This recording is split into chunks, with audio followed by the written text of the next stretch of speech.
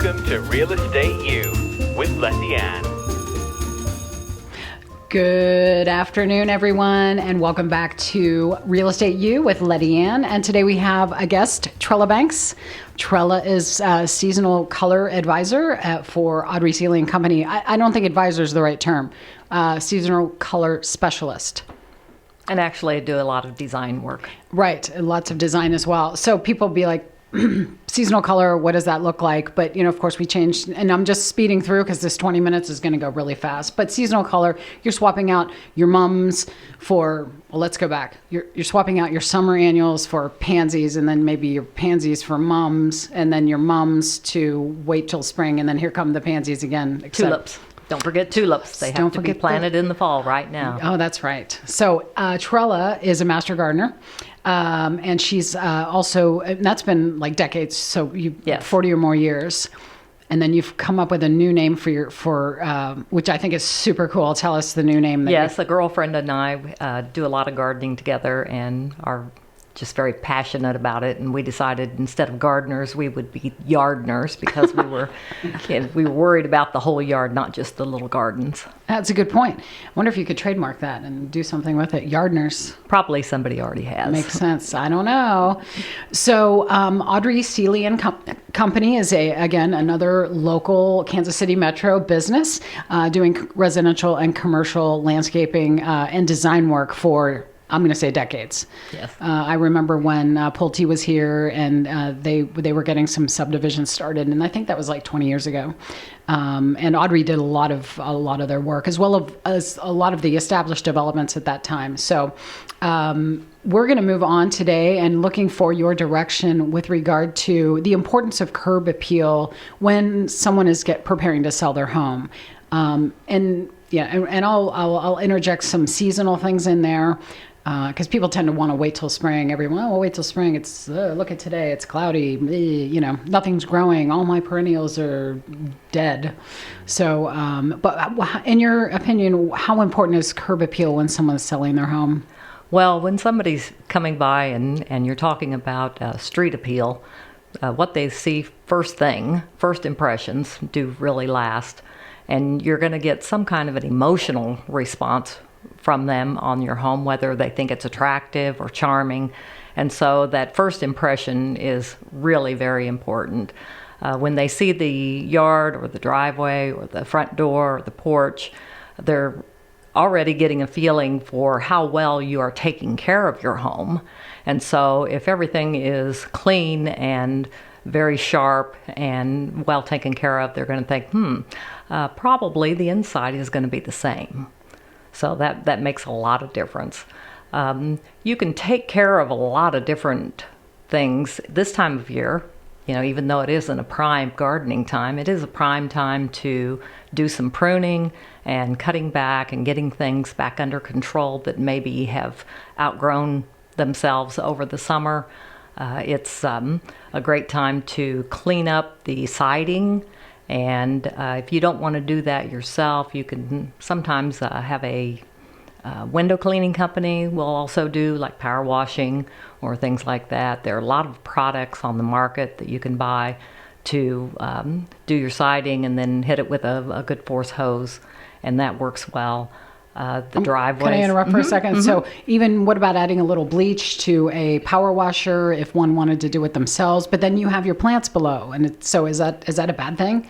As long as it's well diluted, okay, you're going to be okay. And if you go ahead and hose off the plant material after you've done the hardscaping, then that works well. Yeah, and I love the point about the siding. So I hadn't even had that in my notes, but oftentimes even stucco can have a layer of algae or vinyl siding, and also wood shake siding. All of that gets covered with pollen and all of that kind of stuff. So it makes it so clean. I remember the day I did one of my house, we cleaned. I didn't do it. I had someone do it for me. But my house looked brand new on the outside. It makes a huge difference. Just by washing the house. Just really brightens it, and you can actually see your original paint color. Yeah, that's a great tip, so I appreciate that. So this is going to take some forethought on the seller. So we've been talking with other guests, too, about people, they think about preparing their home to sell, and then they call their real estate professional at the last minute and go, hey, we're getting ready to sell. How about can we get on next Monday? And then, there's so much prep work. And if they would just allow that additional time, I think it's going to pay off for them with their bottom dollar. That's right. And they also can enjoy the look themselves for the time that they do have left at that home. And why not? Yeah. Everybody always does their projects last minute and say, oh, I wish I'd have done that earlier so that I could have enjoyed it myself. Right. Same thing with the landscaping. And of course, when you're talking about landscaping, mature landscaping is really something that can add value to the home. You can do some things last minute, but if you do have some forethought and think ahead and maybe get some trees planted, best time is 10 years ago, of course, get a focal point going, so that they have time to be robust and filled out, then it's great to go ahead and get that going early. Because the larger the caliper of the tree, the more expensive they are. So if one says, oh, some trees would look great there, we're likely going to be here 8 years, let's get them in the ground now. Or you can just spend the $500 and get the 2-inch caliper tree or something like that, right? For instance. Yeah, it's a good idea to not skimp on trees to get them started, because they will have a lot better shape and be a lot more robust if you go ahead and start with it. Maybe an 1.5-inch caliper at the smallest. Mm-hmm. Sometimes the 5-gallon trees that you get at some of the box stores are root bound and have a hard time getting going or don't have much of a root system. So I would suggest for the shade trees and even some of the ornamentals that you get something of some size so that they have a good chance to get going and you don't really have to pamper them a lot. So last minute, and I say seasonal because there's different things to do at different times. And in the spring, everybody's got that renewed sense of, oh, we're going to get the outside all fixed up. But even this time of year, so let's say just about wintertime, I'm not sure when this episode will air, but we're in the middle of fall right now.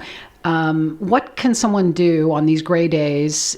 Prepare. Say they're going on the market in 2 weeks. What might you recommend that would really spruce them up? What's the most important thing? I would say that some of the things that are really important are the driveway. Again, that can be cleaned. You're saying like power wash the concrete? Yes, the sidewalk. Maybe either clean or paint or change out your light fixture so that it's a little bit more modern, a little more updated. Even something such as the front door is extremely important. If you have a nice front door, maybe just paint it. Or if it is outdated, which some of them can be, go ahead and change that out. And the hardware, yes, please. And the hardware, and your mailbox. The mailbox is very important. These are some great points. So, take a look at that. If you happen to have porch furniture, pull that into the garage and clean it really well, or restain it or repaint it so that it also looks fresh. So we're staging the outside of the house. Yes. And I was going to say, would that be something you're interested in if somebody was wanting to do that? But there are services that will do that for you, because sometimes either homeowners are too busy or they're just not savvy at that, and they need help. And especially maybe with painting a door, they might need a handyman. But contact me, and I'm happy to connect you with Trella or someone who can help you with your hardware and things like that, or suggests a power washing company or something. So we welcome being your resource for all things real estate. So if you don't want to go it alone, just reach out to me. I'm happy to provide you with a vendor or a contractor. So I love these because I'm thinking plants the entire time. I knew you were coming, but that's so important. And I see people, they just think, well, no one's going to look at the driveway. It's a driveway. But it all kind of ties together, because if you do one thing, it's going to stand out.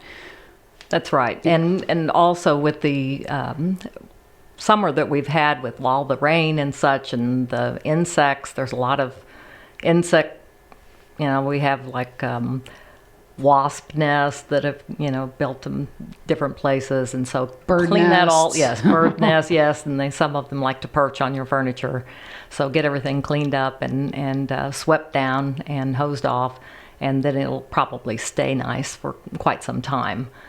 The other thing you can do is when you're talking about the bed lines is go ahead and sharpen the bed lines of your gardens and along your lawn. You can use an edger for the lawn, which really makes it look sharp. You can, if you just use a V-trench edge, which is just a spaded edge on your beds, you can get that squared away again, because the grass does tend to try and come into the garden sometimes.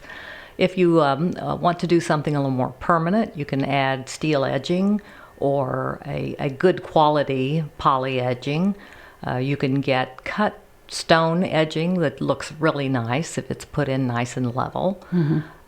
There's lots of different things. Try not to put something in that maybe is too fanciful, like a scalloped concrete edge. A lot of people don't really like that. Stay simple. Yes. Okay. And if you have used something in the rest of your yard, I would say try and stick to the same type materials. Don't mix them up. Like I've seen a lot of places that use manufactured stone on a wall, and then they'll use natural stone somewhere else, and then they'll use wood ties somewhere else, and it gets all very confusing and messy. So do try to pick out a material that you like and that goes well with the style of your home, and then continue to use that throughout the front and backyards. So you've just painted a picture in my mind of something that looks strikingly clean. I was going to say fabulously clean, but you've got a striking front bed and a front entry that's just clean lines. It's okay that you don't have your things flowering. It's all right. You've got your shrubs trimmed and things are cut back and they're manicured. And then someone, even in the winter, or who knows what the weather does at this time of the year, they can simply buy some mums or buy some type of color to put in a pot to sort of brighten up the front porch or front stoop. Yes, as far as that goes, mums are great right now, and they will take some of these light freezes, no problem. You can even they have different season mums, and so if you have mums that are starting to wane a little bit and have had it, pull that out of your pot, get a fresh pot and put them in, the late season mums. You can also go to some nice evergreen branches or some branches with berries to put in there for the winter. There's a product called Wilt Proof that will keep them green for quite some time. And I usually do that during the winter at my own home, so that you feel like you still have something living there on the porch. I usually pull my pots in underneath the awning so they don't freeze and thaw. But that works well. A lot of people will even put evergreens in their pots and keep them watered through the winter, and that always looks nice also. And that's great low maintenance. Yes. And you look good, you look seasonal, and it's, like I said, no maintenance. You don't have to worry about the flowers and whatnot. So I have kind of a little bit of a tricky question. So we have sellers often that need to sell their home in the non-pool season, and they have a pool. Of course, the best time to show a pool is right in the springtime. Everything's coming up fresh. The mulch is fresh. Everything's looking top notch, and the water's blue, and you just want to dive in. But then people have to sell a house with a pool in the wintertime, or when it's already been, what do you call it? Winterized. Winterized, yeah, thank you. Like your sprinkler system. What can someone do with a pool, maybe at this time of year that's not open, that really can make it like, oh, wow, that's going to be amazing come springtime? Wow, that is a tough I know. question. Just put a whole bunch of pots with evergreens around it and lights to make it look like the party's still going on. Actually, I tend to go the other way and try to focus elsewhere other than the pool. It's good advice. Downplay the pool. Yes, most all pools have a cover Right. for the winter, and the covers are not beautiful. I did pick out a deep green for mine so that it kind of went with the rest of the landscape, but I tried to position it so that I could look out my family room and not actually see the pool during the winter. And so I have other focal points that trees and evergreen shrubs and things like that the wildlife will like, and be able to watch them instead of putting the focus on the pool, because the pools are beautiful during the summer, and there's nothing like a pool that will bring the eye to your gardens, and the wildlife, the birds just love the pool. And so it's a great thing for your landscaping during the season, but off season it needs to be just in the background and focus on something else. That's a great takeaway. That's an absolute great takeaway. I will suggest that, because we're always thinking, well, how can we, showcase that this house has this amazing gunite pool or whatever, and there's an outdoor kitchen, and let's all play and party. But just let it be what it is, and kind of look at the pool as being a bonus. Oh, you also get this lovely pool. Wait till you see it. And then maybe I'll say to the seller, do you have a picture of... Yes. Because right in the prime of, and I know your pool too, it's always everything around you so you're out there taking a picture, right? So likely that seller is going to have a picture of when things are really rocking in the springtime. That would be my suggestion. Yeah, yes, I love that. Yes, very good. Really enjoy it when it's there. Another thing you can do this time of year especially is take some attention to your trees and get them pruned. They're getting ready to lose their leaves, and it's going to be a pretty good time to be able to do that. My favorite time for heavy pruning is March, after they've gone through the winter. But when they go dormant, you can go ahead and do some trimming. Make sure that take a look, stand back at the street maybe, and take a picture or take a real close look at your landscaping and see if you have a lot of large branches overhanging your roof. Most buyers will not want to have to worry about branches coming down on the roof, and so you may get those trimmed back by a professional tree trimmer. I would really suggest that you get a certified arborist to do any tree trimming that's up off the ground, anything that's large. They really know what they're doing and can be safe in doing that. And plus they're taking the integrity of the tree. Yes. As important as their own safety in what they're doing. Yeah, good point. Also, you're going to, when you do that, you're going to get some of those leaves out of the gutter. People don't like to clean gutters. And so that's another point that will help them and kind of get things away from the house a little bit. The shrubs, there are a lot of shrubs that can be trimmed back this time of year. The evergreens, I would wait because if you trim them right now, we may still get some warm weather, and they may try to put new growth on, and then it will get burned with the freezes. So I usually try to get all my evergreens trimmed by around the 1st of September. Okay. And then you can cut things after everything is very dormant. It's not going to get warm again. You can cut greenery for decorating in the dead of winter. So yes. they're dormant. Yes. And it's actually I never really know when to trim. I'd probably call you, or my husband will just be out there. I'm like, no, I don't know if that's right. Sometimes it's really difficult to trim at the correct time and have the weather cooperate with you and have the time to do it. I work with a garden club, and sometimes we have a garden that we do, and we're not always able to do everything at exactly the right time, because that just happens to be the time we can all get together. So we do the best we can. We Right. don't want to hurt anything, but you can certainly get a lot of your deciduous shrubs trimmed back after they lose their leaves. They're dormant, and then you're all set for the spring. And again, everything looks clean and fresh. I have a renewed sense of putting homes on the market during this time of year. Andy's telling me we have less than a minute. But what I love about this is we've had a stager. When we talked about how important the interior of the house is, staging it. Now I feel like us talking to Trella, that same care and concern, do it on the outside.